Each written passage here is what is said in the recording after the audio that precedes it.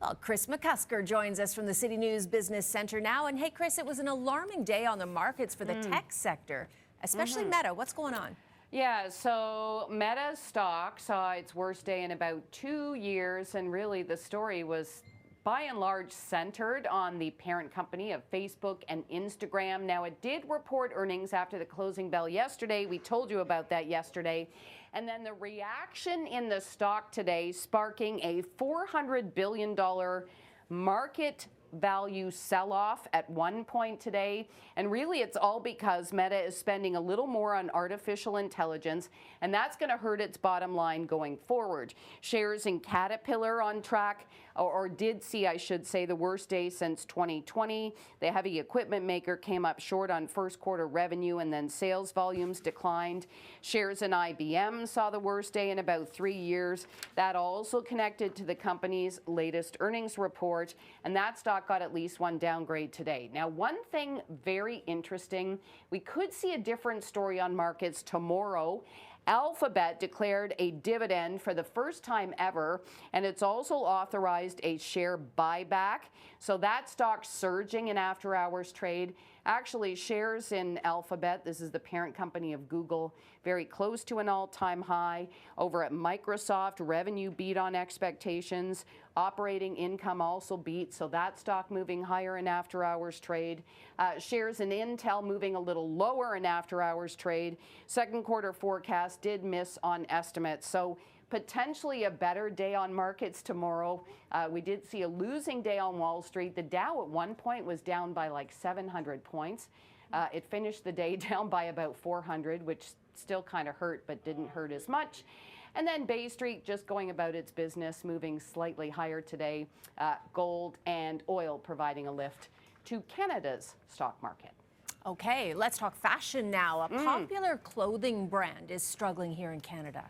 Yes, and we should say another clothing brand or another retailer is struggling in Canada. So the owners of Ted Baker's Canadian operations have filed for court protection from creditors in a bid to help the retailer basically take a breath and make a decision on its future. Now, it could liquidate and wind down the business or pursue other unspecified alternatives.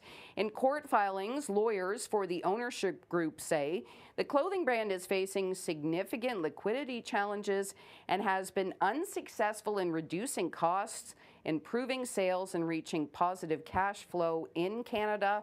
Now, the parent company bought an equity interest in Ted Baker's Canada and U.S. operations just in March of last year from another company which recently went through insolvency proceedings in the UK. So that's probably not helping matters here.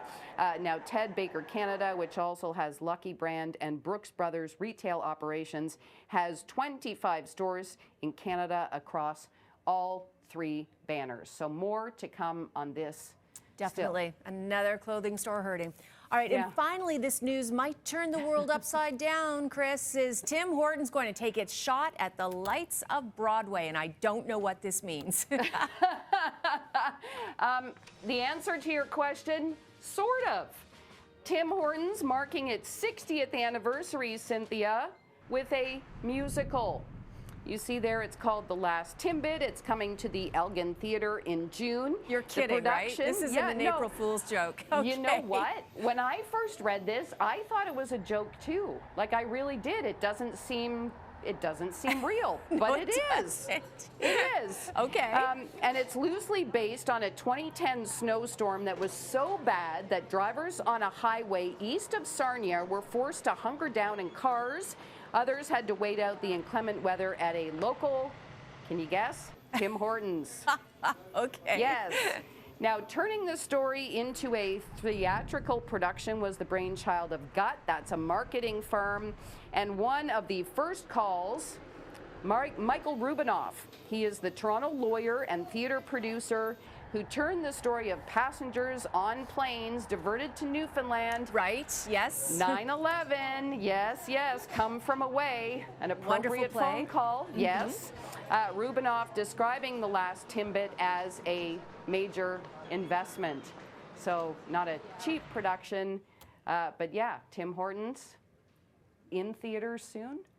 It's so interesting. Snowstorm versus what happened, you know, that fateful day. So, well, Right. we'll see. We'll see what happens. Okay. Right, yeah. Maybe I'll see you there. Maybe. All right. Chris McCusker, thanks for joining us. Okay, have a great night. You too.